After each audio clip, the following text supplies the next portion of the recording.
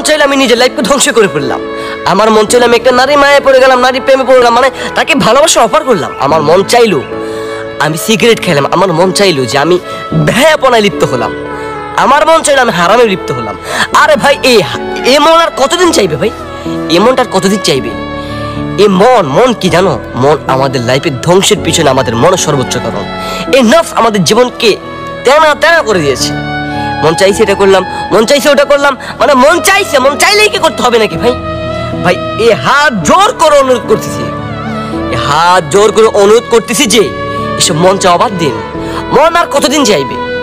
আপনার মনের চাওয়া ওই দিনে বন্ধ হবে যেদিন আপনি মৃত্যুবরণ করবেন, যেদিন আপনি অন্ধকার কবরে শায়িত হয়ে যাবেন, যেদিন আপনার নাম আর এই পৃথিবীতে নেওয়া হবে না। ওই দিন আপনার আর মন চাইবে না কোনো কিছু করতে।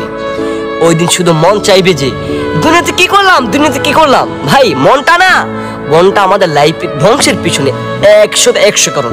এই নফস আমাদের লাইফকে, আমাদের জীবনকে ধ্বংস করে দিচ্ছে। কারণ মন চাইলে কি আপনি মসজিদ দৌড়াইতে পারেন না? মন চাইলে আপনি হালাল পথে আসতে পারেন না? মন চাইলে আপনি রহমতের পথে আসতে পারেন না? আপনি কেন হারামে জড়াইবেন ভাই? ভাই জানে ছোট ভাই, আমি একটা কথা বলেছি, নিজের এই চেহারার যত্ন যদি নিজে না নেন, অন্য কেউ আমি নিব না। আমি এখন বলতে পারবো, তবে আপনার যত্নকে আমি নিব। আপনার যত্ন আমি নিতে পারবো না। আমি আপনাকে বুঝাইতে পারবো, আমি আপনাকে বলতে পারবো, তবে আপনার যত্ন আমি নিতে পারবো না। তাই একটা কথা বলতেছি যে এই চেহারা না, একটু তাকান যে আমি যে সিগারেট খাচ্ছি, আমি যে নেশা করতেছি, আমি যে একটা নারী মায়া পড়তেছি, সারাদিন চ্যাটিং করতেছি, আমার কি লাভ হচ্ছে? আপনার কি লাভ? আমাকে বুঝেন, আপনার কি লাভ হচ্ছে? সিগারেট খেলে আপনার কি লাভ হয়?